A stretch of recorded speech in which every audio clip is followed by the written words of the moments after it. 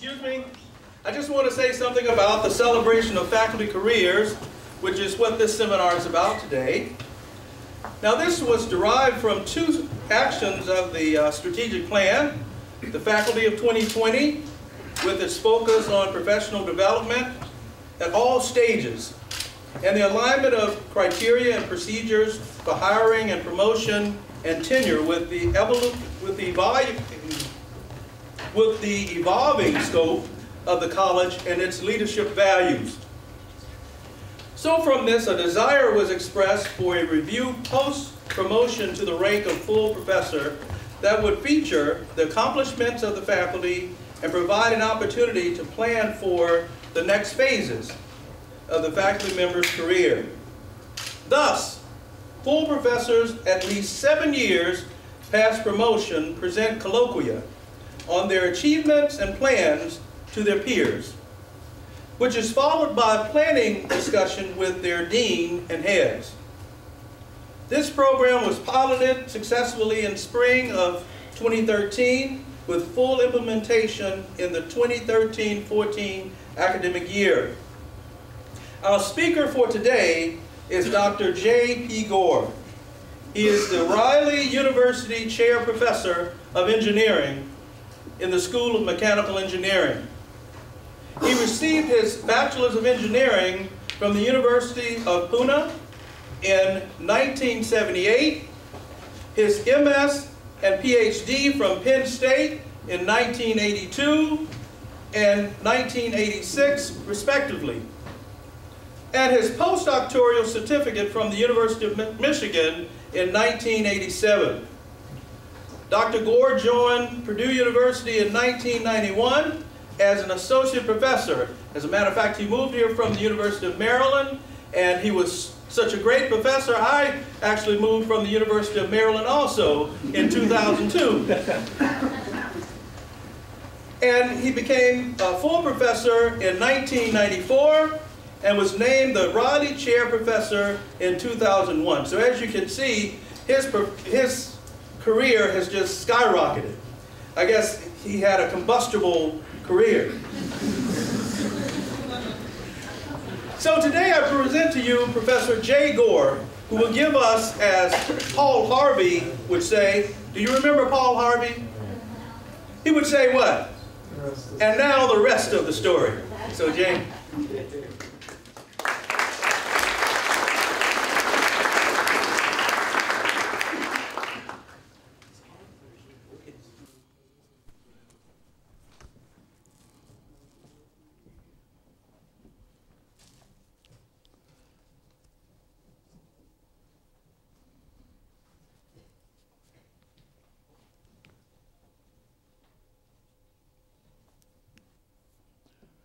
So it's 4:35, and I think we should begin in a timely manner here. And I really want to thank you for attending, and thanks to Dean Harris for the great introduction. I look at it as a celebration of what my graduate students over the years have done. And in fact, I was tempted to include material from everyone's thesis going back a few years. And I started cutting and pasting on an Apple computer and on PC. On every computer I found, I was cutting and pasting till just a few minutes back. It finished just in time because then I had to cut a lot of slides. Some of my students knocked on my door this afternoon, and they know how much in panic I was. Mr. Hasti is smiling. Thank you for smiling. So I want to thank my colleagues, some of who are here, Professor Luck, Professor Chow. The list is here. I have been really blessed with colleagues, not just in mechanical engineering. I should mention Professor Ray Viscanta, who was instrumental in 1991 in bringing me to Purdue. And much of the radiation we have learned from Ray, and as we go forward, I will mention to some of the things we've learned. Greg Shaver is here. Professor Agrawal is in chemical engineering. A few of the work done with Agrawal, Varma, Ribeiro from Chemi I will touch on, and many, many graduate students. I have only listed those from whose work I directly took some material out, and I have tried to list many students who are working with me now, but not all of them, quite a few students. And I have tried to list government sponsors as well as industry sponsors. One of the things graduate students know is a funded project is important. And so without further discussion about how we make it happen, let me mention that I will try to cover 6 things. And the roadmap for covering these 6 things would be repeating. And when I'm focusing on one of the items, that item will show up in color. So the first one is doubling radiant efficiency of flames used in manufacturing furnaces by embedding them in porous ceramic matrices. This is a topic that Professor Ray Viscanta introduced to me first. And I had a few slides from students who we advised together that I had made using my Apple computer, and some of you who have tried this know it doesn't work very well. We will look at this in a couple of minutes. And then as we go to topics 2 through 6, the color will change as we'll find out. But why are we working on all of the 6 topics?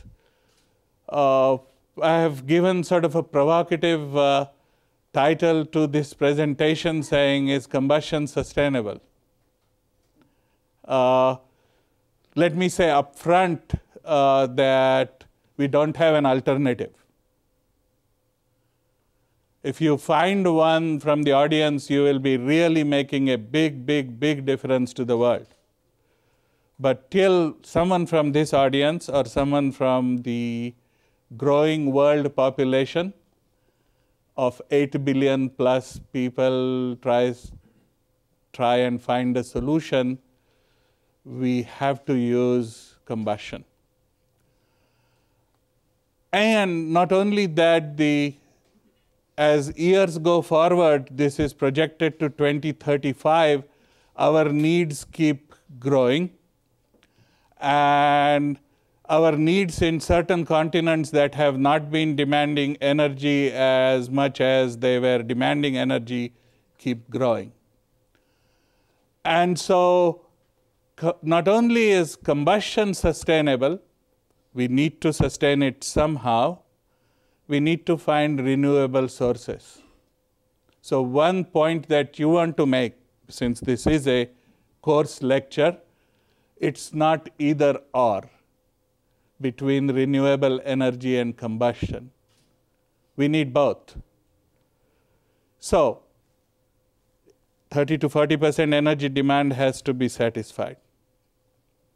And to 2035, if you break this down into who's supplying the 12 billion ton equivalent, that's coming from oil, gas, and coal.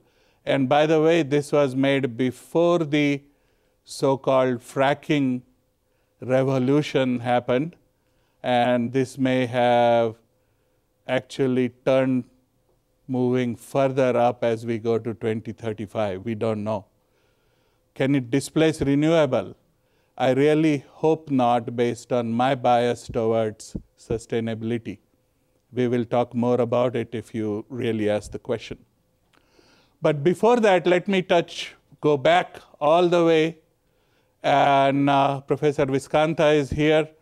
Rahul Mittal works for General Motors. He's risen quite nicely in the organization. He is in charge for General Motors flows through the system. Air flows through the system, because flowing air into a car takes a lot of energy. Rahul is focusing on how to reduce that through grille designs and so forth. Andy McIntosh was our collaborator from Leeds, University of Leeds. So another theme that you would see is that global collaborations were important back in 1990s as they are important today, even more important today. At the time for this particular apparatus, where flames are now inside of a ceramic matrix, a quantity called radiant fraction was not defined. We were the first to define this quantity, saying radiated energy to the outside divided by energy released by the chemical reaction, which can also be written as lower heating value of the fuel times mass of fuel, etc. If you non-dimensionalize this, and non-dimensional parameters are very, very important in the world, you would get radiation efficiency. Do take radiation classes. There you would learn how to go from intensity to energy using integration. This becomes important. Spherical coordinates become important. How you integrate becomes important, and so forth. Then with Professor McIntosh's help, we wanted to get into asymptotic analysis. So a theme that you would see is that while we cut, we connect pipes, we have pressure regulators, we have porous ceramics glued here, we worry about the leak of fuel and air out of the ceramic, we worry about how we are going to measure the total energy radiated away from this ceramic burner. At the same time, we have to worry about, it is very important in academic research to do, is how do we transition this knowledge to the use of the industry. If somebody is going to build this, how would they build this in many, many scales and in many, many numbers? For that, modeling is important. We utilize McIntosh's modeling to do asymptotic analysis, and I'll show you some results in the next slide, and then we'll move away from this problem to other problems. But before we do that, one of the things I learned from Ray very early is that if you measure something, you can make a big error in that measurement if you do not use the right size sensor. The sensor can interfere with your measurement so much so that instead of measuring 1850 Kelvin, you would measure 1350 Kelvin, and not with too large of a sensor. This is only 0.6 millimeter. It's not very large. You might say, oh, it's just small, it must come to equilibrium with the process that's going on. If you decrease it to 0.2 millimeters, you're going to find there is already an increase and so forth. And I'm sure there are many, many smart students who are going to ask us, if you wrote bead diameter this way and you're wanting to find an answer for 0 bead diameter, and you're talking to McIntosh with asymptotic analysis, etc., you have some nerve linearly going back to 0 millimeters. These curves could be different. So problem still not solved. Think about the problem. Very, very simple problem. Simple problems are still not solved. So we have a lot of opportunity for graduate students to make a difference. This is the only paper I would show. We have 6 different papers in this area. For a variety of reasons, including length of the presentation, I'm going to show only one. This was Rahul Mittal's, again with Professor Viskanta, different paper compared to the one I referenced before. Few things to notice, that the percentage of energy that burner radiates is approaching 40%. If we did not have the porous ceramic matrix, it would not be radiating more than 3 or 4% because there's premixed combustion going on. It's premixed and lean to reduce emissions, all right? So that's one thing to notice, that we can get 40% of the energy out of the flame. The second thing to notice is that the flame moves outside and inside of the burner. So here is the burner surface.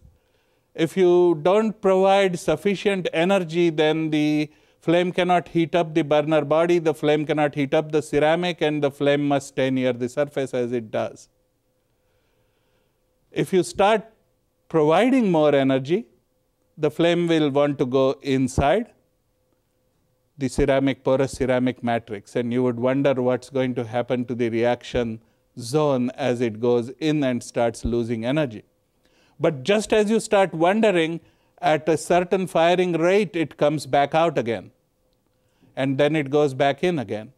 So flames do this non-monotonic behavior that was not discovered first, and the fact that the input parameters, we were the first ones to sort of establish this particular behavior. So doubling radiant efficiency of flames used in manufacturing furnaces. Manufacturing is important. An approach to use porous ceramics is important. I'm going to get off that topic because we have done a lot of work in that topic for some time. We have published quite a bit. I will move to showing that optimum levels of partial premixing can reduce NOx emissions significantly.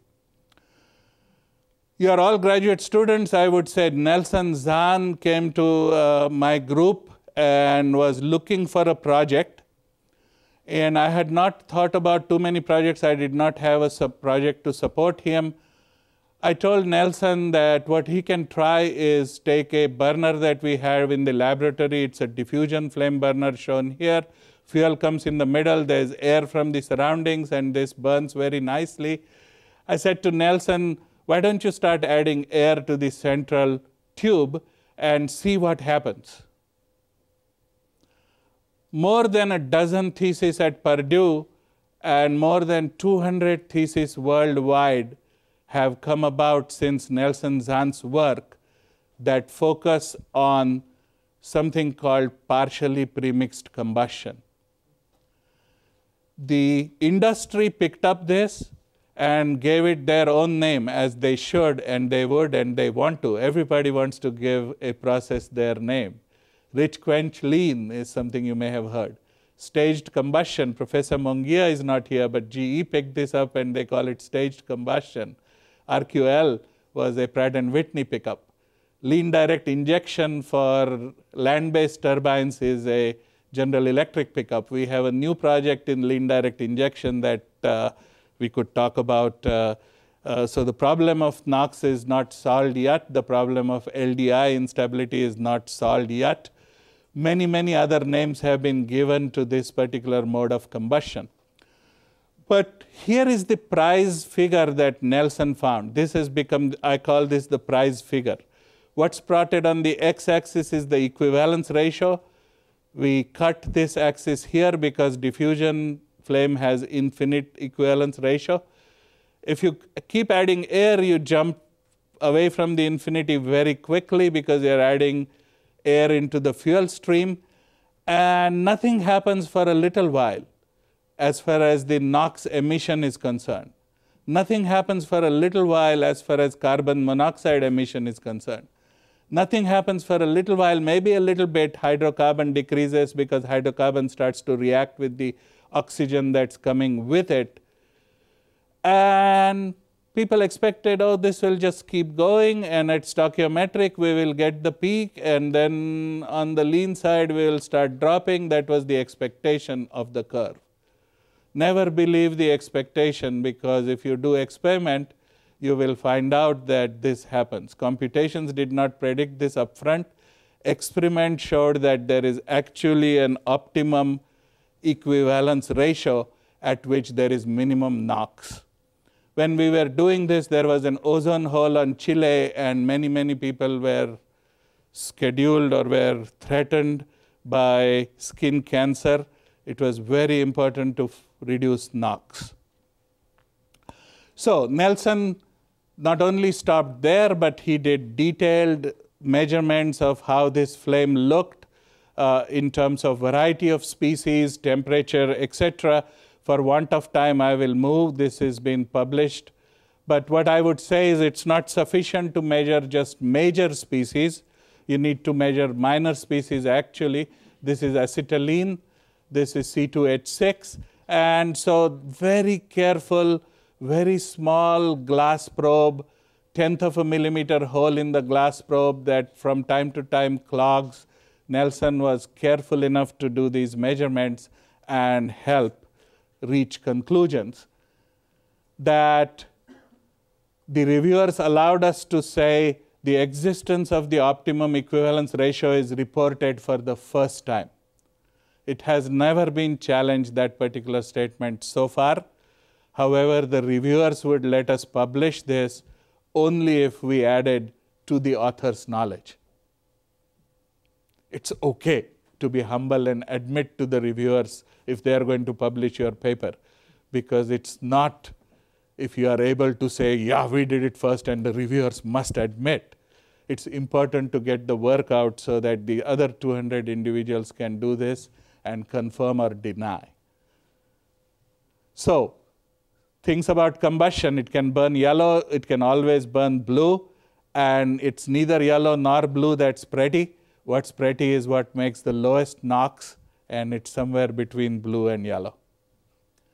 Linda Blevins works at the United States Department of Energy in the Office of Basic Energy Sciences. She had a fellowship. Some of you know Linda. She received an Outstanding Mechanical Engineering Alumnus Award. I think she received a Distinguished Engineering Alumni Award as well. Linda did computational work on the problem that Nelson had started and showed that there are very, very clear reasons why the NOx optimum exists. Now, I have just copied these from the thesis, so pardon the flip-flop. Down here is where the diffusion flame, the infinity equivalence ratio flame is, and that makes a lot of NOx because it has a lot of radical species called CH that makes something called prompt NOx. So NOx is a complex process. There is prompt and then there is thermal. And what happens from here to there is the NOx that is made in the diffusion flame decreases and NOx that is made in the premixed flame increases. But just as we have been talking, there is an optimum where neither the diffusion nor the premixed flame can make a lot of NOx. It still has the two peaks. Linda discovered these peaks, diffusion and premixed. Diffusion and premixed. As you can see, there is a tug of war going, and at an exact equivalence ratio that theory says should be here, things match. I will skip this. Linda did a lot of detailed analysis and showed that certainly there are two temperature zones. The highest temperature is where most of the NOx is produced. She sort of went into conversation about where is the CH radical, where is the OH radical, where is the flame with respect to that, where is the premixing region, where is the NOx formed. That was the question that bothered her day in and day out. In the process, remember our thermocouple correction. Linda had to discover that thermocouple measurements were not good enough to get insights because they still had error left in the zone where the NOx is made. Right near the peak is where that zone is, and that error is not acceptable. So Linda said, I'm going to utilize an optical method that involved thin filament pyrometry. Some of you must have used thin filament pyrometry. The silicon carbide fiber is very, very small, and it emits, and its radiation is what is picked up. And to the extent you can trust that temperature, Linda concluded that based on the temperature and CH measurements that she did in Professor Norm Larendo's laboratory, late Professor Norm Larendo, great colleague, we learned a lot from him. Kent Lyle is another student. Kent Lyle is with General Electric Aviation, trying to help them reduce NOx.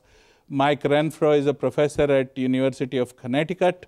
We co-advised Kent, Norm and I did. We worked with Mike together as well, Mike Renfro. Here's the red line that all of you should take a note of. Oftentimes, advisors and students, sponsors and researchers are tempted to say, we made a hypothesis and we were so smart, the results show that our hypothesis was right. That's not bravery. What's bravery is to say, we made an hypothesis, we saw that prompt NO is made by CH radical, CH peaks. We had such a promising story that the CH peaks going small, we are going to explain NOx. It turns out she came out and said it doesn't explain NOx. The NOx story doesn't end there. Dr. Jongmook Lim, who works at a local company called Energa Incorporated, published papers and finally got, actually Professor Viskanta and I co-advised Jongmook. He finally got the answer to that puzzle. Please keep thinking about that, and if you'll read Lim paper, L-I-M is the first author, you will know why that NOx minimum is reached. I am myself going to very quickly switch to utilization of hydrogen, and I'm going to show only one slide on that, but at the same time emphasize that Professor Pourpoint from AeroAstro, Professor Verma from chemical engineering, Ramachandran from chemistry, Woodall from electrical and computer engineering, Bob Kramer from Calumet, were all working on this project together. And Tyler Vascuelen is a research professor now at Zucrow. Some of you know him. Rohan Gedji is going to be finishing his PhD. So all of these individuals contributed. And all of their work together, what it did was built a golf cart that worked on ammonia borane as a hydrogen generating material. We can go into a discussion of whether hydrogen economy is sustainable or not. You can think about it. It's been discussed in the newspaper a lot. What I'm going to do is move from that topic, strategically or otherwise. I don't want to discuss hydrogen at this moment, but if you ask questions, we can talk about that. The topic I'll cover next is biomass char gasification for CO2 recycling. I almost removed this topic because one thing about mechanical engineers who do chemistry and chemical engineering is that we know chemical engineering as long as there isn't a chemical engineering professor in the room. But Dean Harris was kind enough to remember our Maryland roots, and so I think he'll be kind enough to me, and if you have difficult questions, we can direct those to Dean Harris. So with that disclosure, let me say that this work comes from Indraneel Sirkar, who had 3 job offers when he finished his PhD in our group. And the company he works for now is Celanese. And when they called him for an interview, he said to them that, do you know that I have an offer from ExxonMobil? And the Celanese folks said, we do know that. And then they paused and added, we know what starting salaries they offer and we can beat them. So that's what Neil Sirkar does. I don't want to disclose his salary to you. But this is what he did. He said biomass char gasification with CO2, an important problem because CO2 management is combustion engineers' responsibility. If you make it, you clean it. It's chemical engineers' responsibility. So what we did is biomass char, and we want to gasify it with CO2. Professor Agrawal has, in chemical engineering, came up with this picture, a version of this picture that's much better than what I have shown here, because he will tell you how solar energy can be used for all forms of sustainable energy. Here I have simply showed one use of solar energy can be for recycling CO2. Because while all of us can wish that we can wish the CO2 away, we cannot wish it away. We cannot break the chemical bond between CO and O by wishing away. We need to put energy, and the only place that energy can come from is solar. People could argue it could come from nuclear, and that's why this remains such an important problem, because if you are going to choose between solar and nuclear, you got a problem. What is the middle role? Anybody? What's solar energy? It's actually nuclear. All right, so no contest there, right? So if you want to say nuclear too, I'm all right with that. What I'm saying is biomass has many different uses. It can't just be used for fuel. We don't want to set up a food versus fuel controversy. So this biomass needs to be biomass that is non-edible, that is waste biomass that's going to be thrown away. My agricultural friends teach me that even waste biomass is truly not waste. In the environment, it recycles, it supports the soil, it changes the soil content, soil's ability to not flow. Many, many challenges that we face in terms of mountains, losing forests is because of degradation of the soil on the mountains, etc. So we'll not go into that discussion, but gasification can be with oxygen, bad idea, because we've been doing that for many, many, many years. Actually, not a bad idea. 2.6 billion people use it. How can it be bad? Out of 8 billion, 2.6 billion are burning it with oxygen. So we better make it as clean as possible. Clean stoves is a big project all around the country. But what we are focused on is, can we do something about CO2? And certainly there are chemical processes where wet CO2 is what makes it react. What happens with water, though, is if water is present, it doesn't let CO2 do anything. Water is the one that attacks the biomass. It's got all kinds of affinities. It's a very, very, very unique life-sustaining molecule. So it takes over. So what we needed to do was make it dry and test if we can convert CO2 to carbon monoxide. And products that we want to make are not just fuels, but many useful chemicals, and then we can make power too, because energy is important. So big picture. Very quickly, Dr. Sircar focused on a single particle. It's a multi-scale, multi-phase problem, solid, vapor, liquid, as complex as it gets. You can have gravitational forces, you can have drag, you have to do a force balance on every particle that's flowing up or down. You have to manage what's happening near the surface, because the surface is very, very porous. And the reaction conditions at the surface are given by temperature, pressure, and where I goes from 1 to infinity. So many, many species, very tough problem to do. Bulk gas near surface, oxygen comes and sits, stays for a while, makes a complex that is called CO. CO gas doesn't happen easily. That complex floats around, and it needs certain behavior on the surface that will give it the CO molecule. And CO molecule, by the way, is very, very poisonous, so CO safety is important. And it will have a carbon that we need to sequester, because we don't want to send it to the environment. Chemical engineers, we have to learn. We are multidisciplinary. We need to take classes in chemical engineering to learn things like Langmuir-Hinshelwood model. It's very old, 1956. That's the year I was born. That year, Ergun published Langmuir-Hinshelwood, and you would see it's a wonderful model even today. Don't throw away what works.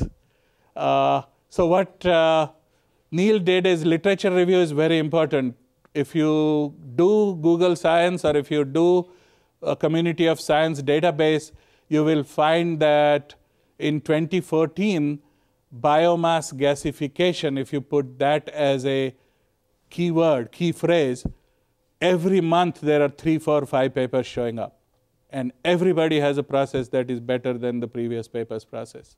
And everybody has reaction rate constants that are better, different, improved than the previous.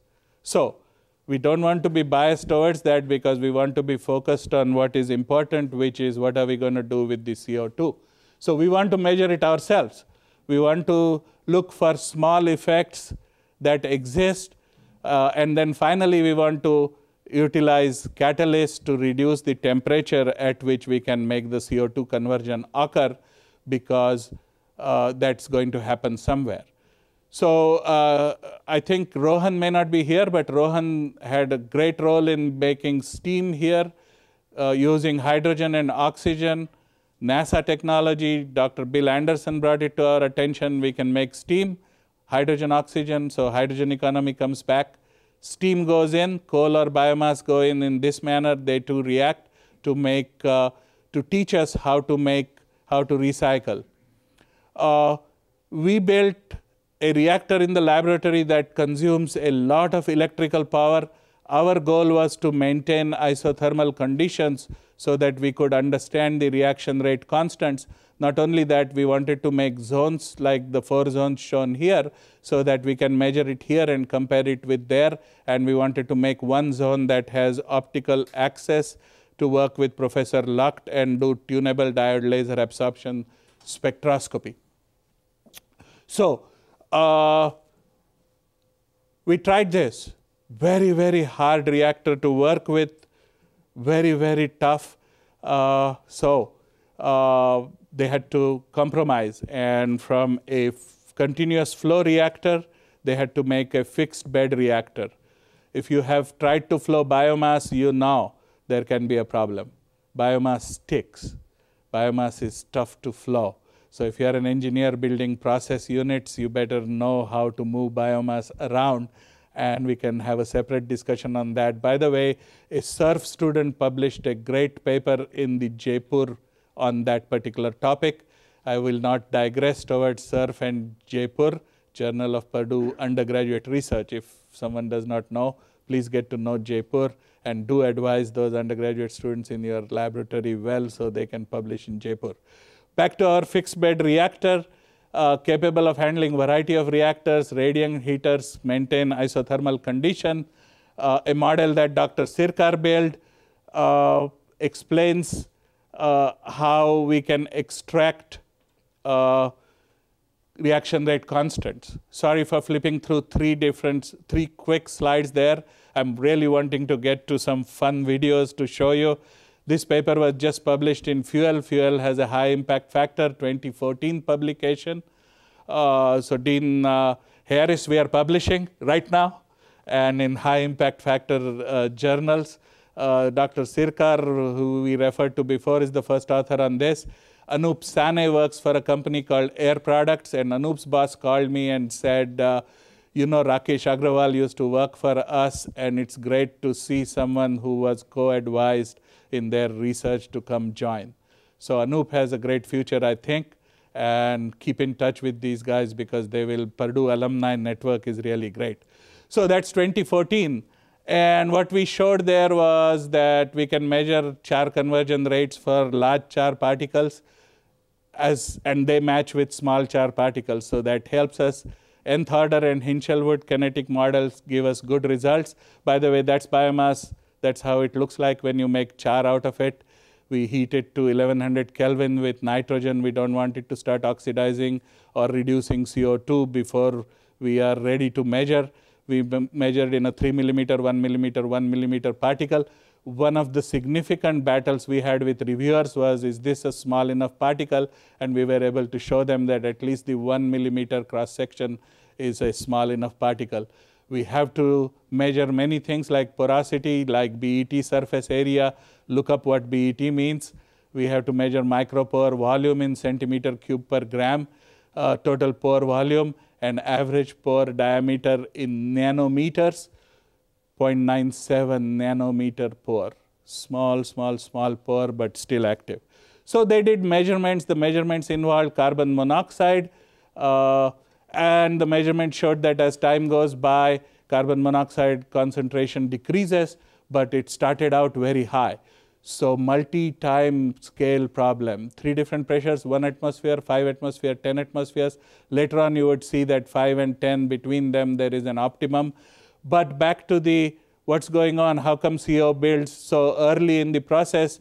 Very, very quickly, biomass starts to emit CO. This time scale is in minutes. Seconds are important as minutes when you do this. So we expanded the time scale and find that biomass starts to gasify, and certainly we can explain the process on a short time scale basis and on a long time scale basis. The mathematical model involved diffusion of heat and species, and the 2 expressions we were talking about, Langmuir, Hinchelwood, and nth order. Please don't try to keep up with the mathematics here. Neil pointed out CO at the surface can change, and the exponent can change. Those were 2 important findings from his dissertation. So we'll just focus on those findings.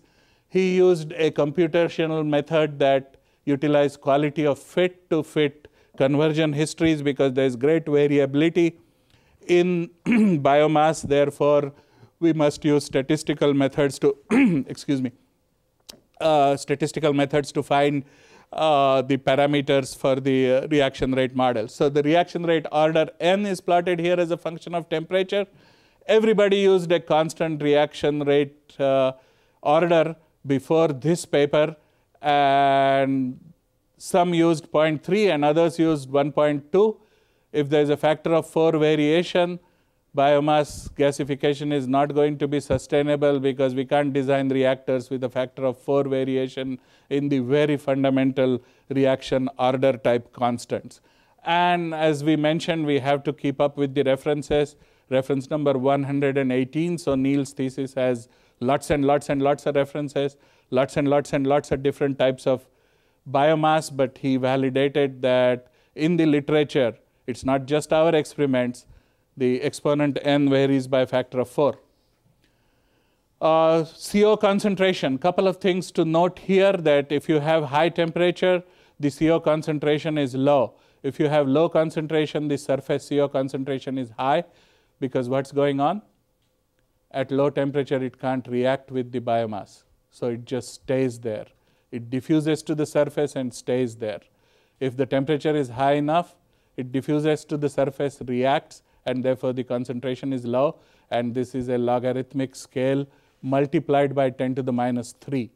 I need to call Neil and say, Neil, this was not a good job you did, because 10 to the 2 times 10 to the minus 3 is what the students have to do, looking at the presentation in a very rapid speed, and this is actually 1/10.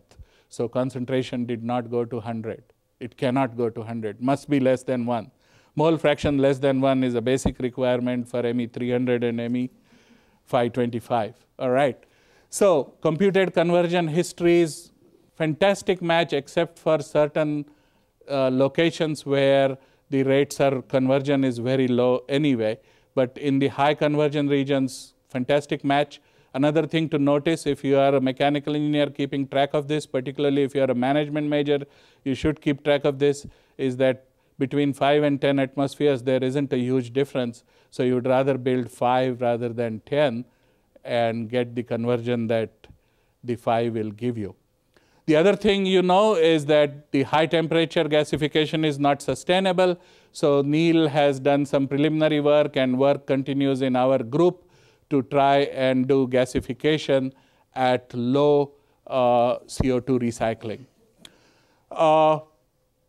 As promised in the abstract, I'm going to cover all of the topics, ensuring fire safety, including fire safety of oil wells that blow out. Unfortunately, they blow out, as they did in Kuwait in 1991 when I first came to Purdue. We received a phone call saying you need to explain how these wells blow up. And with Professor Soika's help, we built what looked like an oil well in a Zucro laboratory, saying, here I showed diesel because Cummins became interested in this type of injector because they're struggling to make small drops. And they said, Professor Eckerle is Dr. Eckerle is an alumnus who will be visiting us again. Eckerle said, we are struggling making small drops. How can you guys do it? And we needed to find out the nature's secret to make those 2, 3, 4 kilometer tall jet flames. And the secret is that there is dissolved gas that expands very rapidly at the exit and breaks up the liquid into very, very, very small drops. That's the principle of effervescent atomization that our former colleague Arthur Lefevre, who passed away now, Arthur used to talk about effervescent atomization. We still have this rig in the laboratory. We have taken some infrared pictures of this, and we are still trying to find out to make sure that when events such as those in the Gulf of Mexico occur, that people understand to address them. People understand that even crude oil blowing out and natural gas blowing out from 5,000 feet under the ocean can come up and burn down the platform, right? For 2 weeks, the news was, oh yeah, there is a fire in the Gulf of Mexico. They light all the time. There's always a fire. Every month there is a fire. They'll put it out. Till everything broke loose and we almost lost the Gulf of Mexico, right? So fire safety is important. Ashish Nevale is our recent graduate. He works, he simulated this flame. There are many, many interesting things that happen if you change the fuel. Instead of a very nice flat flame here, you start to get zones that are associated with instabilities. that I won't have time to talk about, but Ashish Nevale published a Proceedings of Combustion Institute paper. This is the toughest acceptance rate proceedings in our community. In 2014, he did that. So finally, I come to the experimental and computational infrared imaging topic, and this is 4-dimensional computational hyperspectral imaging, 3 dimensions and time. All I will do on this topic is tell you that it's an important topic because turbulent reacting flows occur in many applications of interest to mechanical engineers and aerospace engineers. This is a photograph of a turbulent flow occurring at the exit of a passenger jet. This is an example of turbulent reacting flow occurring very luminous at the exit of a rocket. Working with Air Force Institute of Technology, we have looked at these flames in 2 different ways. I don't have time to explain the MIRC process or the imaging Fourier transform spectrometer. All I can do is show you the pictures of those instruments and some nice results that come out of that. Only thing I will add is that when you do Fourier transform spectroscopy, and we calibrated this device and we applied it to flames that are of interest. Only thing I want to point out is that even though this says instantaneous here, the panel A, because it is Fourier transform infrared spectroscopy, you want to know that it's instantaneous but not the same instance for every wavelength. So if you change the wavelength, then the instance changes, instance at which it is captured changes. And the thing we want to emphasize is that this type of hyperspectral imaging, if you measure something, you need to compute the same thing to compare. This is a collaborative paper with Jake Harley, Captain Harley and Kevin Gross, his professor, and Brent, David, and myself in Optics Letters in 2014. Spectroscopic measurements of turbulent non-premixed jet flame. So 2014 paper you can look up. Calculations were done with HYTRAN and RadCal, and what we are finding is that the radiation code that we relied on for decades actually cannot be combined with the laser diagnostics code that our colleagues use. So one of our students, Dong Han, has now established a communication between HYTRAN and RadCal to say that the computed and measured lines of spectra, this is in wave number space, should start to match with each other. This is now not in the world of Fourier transform. This is direct imaging. So what you see is what you get in this case. The only caution here is because the field of view is not big enough. Every picture that you see going up the burner here or down the exit here is not taken at the same time. Pictures are at different time, but we want to correlate between them, so we have tried to do this together. So this is a Journal of Heat Transfer paper last year that you can look up the details. 3 different filters trying to focus on not CO2, not H2O, but mid-band, then water vapor and CO2. So you would see these. These are now computations from Matthias Emy at Stanford. These are temperatures. Color code is shown on the right-hand side here. These are from Matthias Emy at Stanford. Always important to give credit where credit is due. Always important to communicate with our computational friends and try to match measurements and computations. Even if it takes tuning the models, honestly disclose the tuning of the models. What I'm going to do is say computations can be converted to images as well. As you know, just as you can deconvolute, you can also convolute. So we tried to use the equation of transfer to convolute, and we used both RadCal and HYTRAN and HyTemp to make.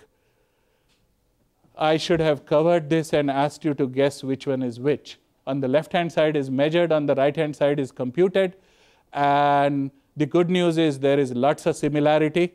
We are not rotating the observer around these. We have not adjusted the time frequency of these 2 items. The measured and simulated are done large eddy simulations. Those of you who are very skeptical about these things, you would notice 600, 900, big difference in the highest scale. So you should not be satisfied. We are not satisfied with this agreement, but we are thrilled that there is qualitative similarity. We are thrilled that structures start from the burner and we can track them. We are thrilled that if you look at 45 to 60 and keep staring for long enough, you would have a hard time telling which is Memorex. All right, so measured and simulated, again, comparison. This is taken at specific times, very similar.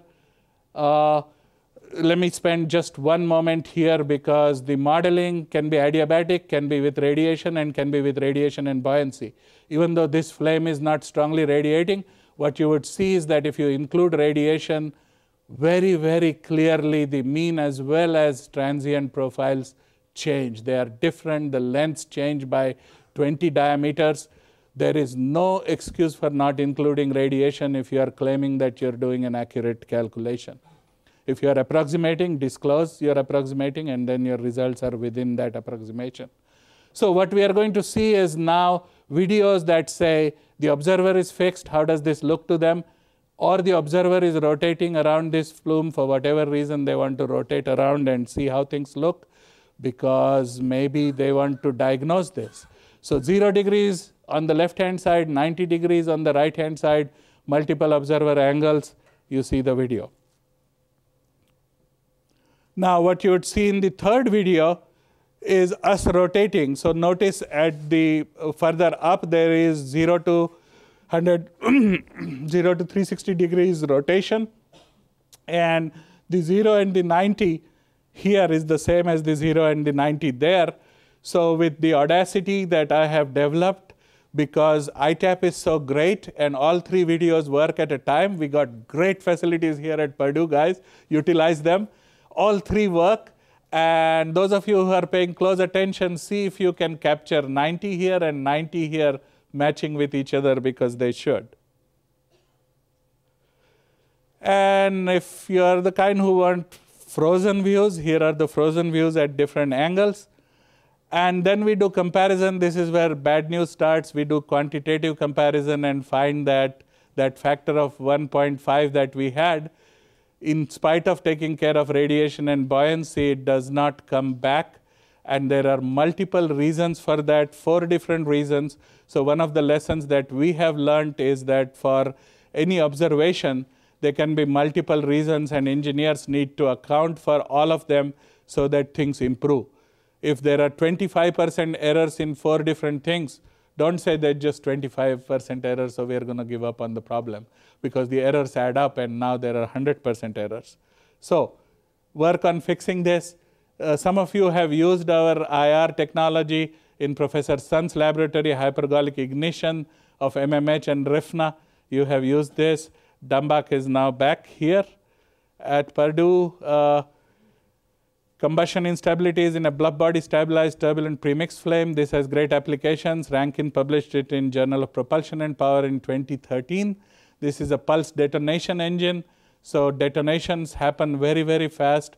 Infrared camera can pick up detonation frequencies and can yield you results. This is a 2014 paper that will come out very, very soon. Flame stabilizers are generally bluff body stabilized. Bluff body flames look very different when they are unsteady compared to when they are steady, and cameras show that. So in conclusion, for the radiation part, it's great to be able to see even in the infrared, right? Because you cannot dispute what you see, and a model's best test is to compare it with what you can see, as our colleagues do. Quite a few publications and more that came out just in the 2013-2014 era. So coming back, we have a few minutes left for questions. We are finishing in the 60 minutes as promised, 87 slides in 60 minutes. Returning to the message with which we started. The message is we need 30 to 40% more energy. So fossil versus renewable is not an either or. Combustion or not, is combustion sustainable, is not a question. To be sustainable, combustion is a requirement. Combustion must remain sustainable. If we are going to sustain it, then we, chemical engineers, combustion scientists, mechanical engineers, aerospace engineers, we need to work with the entire community to find an answer. We need to be multidisciplinary and find an answer, and we don't have a lot of time. We need to find an answer by 2035. And I'm going to conclude there. Thank you.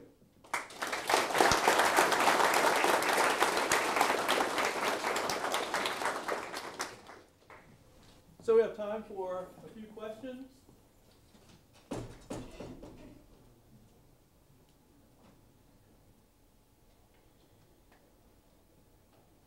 One question, two questions, three? Yes. So Jay, I wondered if you could provide some insights on what you learned in your research that would help you, that would help us make this a more sustainable future for energy. I think efficiency of usage is very, very important. It's something I've learned over 3 decades. I should very quickly say that I'm troubled at the moment because I was working with a company and this person had their iPhone or his device tuned to the, this was just last year, tuned to the natural gas price market, and they had given us some money for bringing renewable energy into the world of steel processing. And he looked at his BlackBerry and said, I'm afraid next year we cannot support your research. So I said, what happened? Guess what happened on his BlackBerry? Anybody? Natural gas prices went down. Went down by a factor of 5. Okay. So if we continue fracking for the next decade, or 10 years, or 20 years, or 30 years, as long as we find gas there, we found a lot of oil. We thought there is infinite oil in the earth. Now we are finding gas. If we think infinite gas, this is troubling. For that reason, we should not keep this just the engineer's problem. We should not keep this just United States problem. We need to have a conversation with multiple disciplines to see if everybody can, multiple countries and multiple disciplines, to see if everybody can chip in to solve this problem. Back to what I have learned, efficiency can be doubled, but that's not enough. You double the efficiency and price of gas goes down by a factor of 8, your doubling of efficiency just got thrown out of the window, because factor of 8 cannot compete with 20% to 40% change. Few other things I learned, that multidisciplinarity is important. You need to use the latest, from the university perspective, latest and greatest tools that can give you insights into the problem. One of the things I've learned is to say, not to say we can't do it. Because 200 wells are on fire in Kuwait and somebody calls you and says, do you have insights into this? Your immediate reaction could be, what can I do? I'm just moving from Maryland to Purdue. My lab is not even ready. I wonder if I have a tall enough roof to have exhaust fans. I wonder if I can make an oil well in the laboratory. It was so easy to say no. But because we said yes, we were able to help. The question asked was also, should they quickly shut them off or should they keep them burning, because Carl Sagan was saying we are going to have global cooling by soot being all over the place in the atmosphere. And I was outside of that conversation in the corridor, and my sponsor David Evans came out and said, there's a Nobel laureate in there who says we should put them out as fast as possible because all that carbon is going to cool the earth. And there is an environmentalist who says, oh no, if we shut them down and the oil flows into the Gulf, we will never have peace again.